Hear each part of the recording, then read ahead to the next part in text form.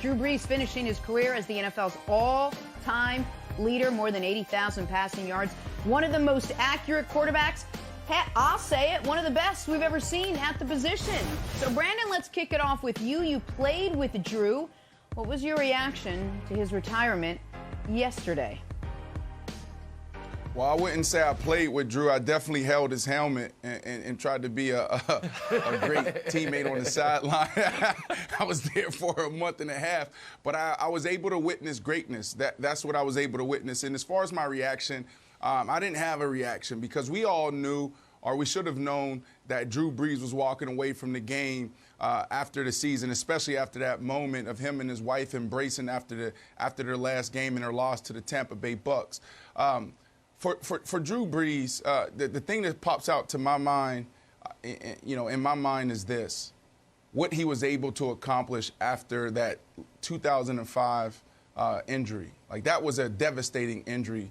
That's probably the worst injury a quarterback can sustain. And what he was able to accomplish after. We're talking about winning a Super Bowl. He's all-time leader in yards. He's second all-time in TDs. And he probably has a handful of other records, that we can show and talk about. This dude's greatness and his level of commitment was second to none. His mastery is something that also sticks out. He is the one guy in the National Football League that mastered the process, that mastered, being able to be the same guy every single day. So was I surprised? Absolutely not. I think everybody on the show, Jenna, you included, when he posted that video, it was like, well, is he coming back? I was like, guys, he's fooling you. You know he's not coming back. And Jenna was like, well, who pushes weight that way? Like, who does those exercises? He's pushing a sled through a parking lot.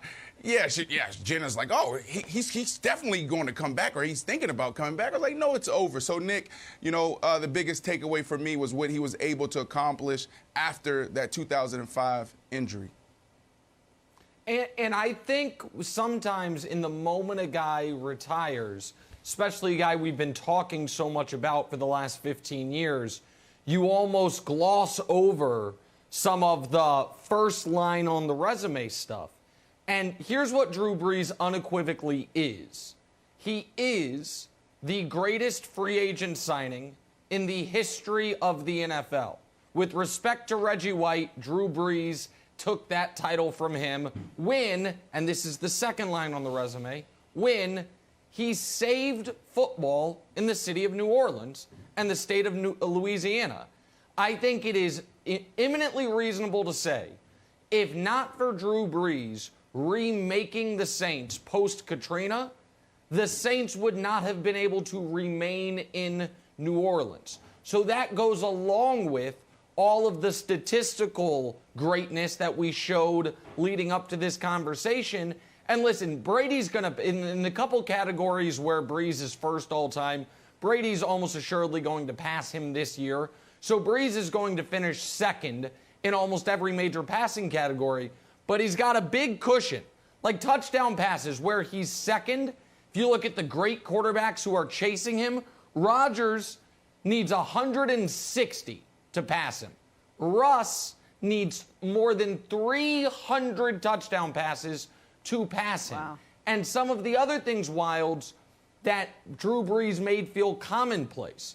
So there have been 14 seasons in NFL history where a quarterback completed 70% of his passes. Brees has 7. Every other quarterback ever has 7. There has been 12 seasons in NFL history where a quarterback threw for 5,000 yards. Brees has 5. Every other quarterback in NFL history has 7. So the super high volume, super high efficiency passer, Drew Brees kind of invented that and is on a corner by himself historically in that category. And that is the statistical legacy to go along with the bigger legacy, which I think is saving football in New Orleans. Yeah, I agree with you. I'm not a Saints fan. I never saw Drew Brees play in person, but I watched a lot of Saints games, and I think Drew Brees is one of the reasons why the NFL dominates TV ratings for a few reasons. One, that style of play, like Nick was talking about, the guy was just fun to watch. He had 5,000-yard seasons. He led the league in passing per game 6 times. So you knew if you turned on a Saints game, it was going to be fun to watch. Also made the Saints super relevant. Like a generation before us, guys, the Saints were just like the laughing stock of the league. They went to the playoffs 5 times since 1967. Drew Brees gets there, takes them to the playoffs 9 times. Then the other part of it is, just like any great TV show, there was a lot of drama. There was a lot of surprises. There was a lot of twists and turns. Sometimes Drew Brees was on the opposite side of it. Sometimes they're getting winning the Super Bowl, putting the, little earmuffs on his son. But other times, the Minnesota Miracle, the pass interference, of course, and the offensive non-call pass interference was just kind of tough. But you're like, Drew Brees, there was so much drama there.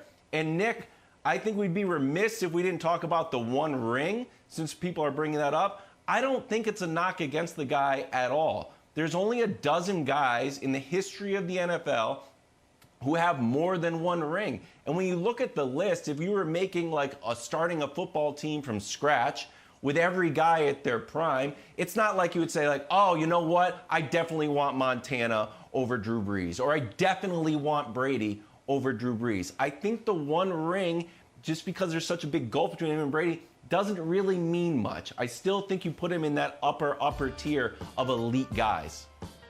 Well, I think let me jump in real quick, because I think this is an instructive graphic, and I want the audience to leave it up there for a moment so the audience can kind of have it sink in, because I do think there are at least a handful of guys with 2 rings that without question people say, well, Brees is better than him. Listen, Brees is better than Eli. Brees is better than Bob Greasy. Brees is better than Big Ben, as far as the modern guys with 2 rings. But Brandon, I want to show you a different graphic, because I do think that if one of these playoff runs had gone differently, I think Brees jumps a level. This is what I would consider your 15 best quarterbacks of the modern era. So with respect to guys basically starting with, don't worry, the guys pre-1970, Bart Starr, Fran Tarkington, those guys, take them out. I think Brees is a ring away if the Minneapolis Miracle doesn't happen, if the DPI is called, if maybe the pass interference on Kyle Rudolph is called, and they go on to win the Super Bowl. I think for the time being, he jumps up ahead of Rodgers. Instead, I think he's pretty securely right there, and that's where I think the legacy hit of not having the second ring comes into play, Brandon. Yeah, but Nick, you just talked about how he invented the efficient quarterback. So right now when I'm looking at this pyramid, I put him in front of our guy, Terry Bradshaw, and Roger, and even Favre, because of how he played the quarterback position and how he elevated the game. We're talking about a dude who mastered the process. What do I mean by process? Literally, when he wakes up in the morning until he goes to bed, there's nobody just locked in on a routine like Drew Brees. And we're talking about that trickling down from him all the way down to the damn scout team. So Drew Brees, man, the way he played the game, the way he approached the game is second to none. I would say he's ahead of all of those guys on that chart outside of probably Peyton Manning when it comes to that. Now, when it comes to winning championships, that's a whole nother conversation. Now we're talking about teams, we're talking about coaches. So I think it starts to peel back the layers. But Drew Brees, man, congratulations on an amazing career. And man, I can't wait to see the next chapter. So can I put you on the spot real quick? Because, listen, put me on the he's spot. One of the greatest players ever. Because you mentioned Favre. And this is going to be tough, and we'll allow you to revise over the course of the show. Rank these 3 quarterbacks: Rodgers, Favre, Brees, because that's how I would rank them. Rodgers, Favre, Brees. It sounds like I don't know where you have it. So that's those 3 guys. I give you Rodgers, All right, that's one, and I give you Brees, then Favre, and I give you Favre like a distant third. Seriously, like Rodgers, he's number one because Rodgers a couple years ago, about 5-6 years ago, we were talking about Rodgers going down as potentially as the greatest quarterback ever. That's what everybody was talking about, and then all of a sudden he couldn't get over the hump. The same thing we saw last year, and then insert Patrick Mahomes, and we know what Tom Brady is. Drew Brees, the numbers that I can't articulate that, those numbers better than you can. You just said it, man. You're talking about efficiency at the position. That is second to none. So we got to give respect to Drew Brees for how he approached the game and how he got it done every single Sunday for 20 years.